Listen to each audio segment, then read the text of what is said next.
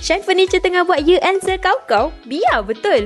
Grand final akhir tahun ni, Chan Furniture buat ansuran bulanan sehingga 50% off. Dekat sini ada jual pelbagai kelengkapan rumah. Cuba korang tengok ni.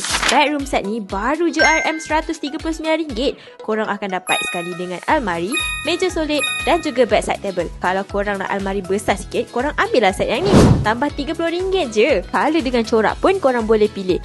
Berbaloi kan? Oh, yang penting almari ni korang boleh custom made tau. Tak ada cas tambahan yang dikenakan. Untuk tilam yang ni pula digunakan pocket spring. Korang nak lompat-lompat pun boleh. Bermula dengan harga RM97, korang akan dapat free fabric vacuum yang bernilai RM999.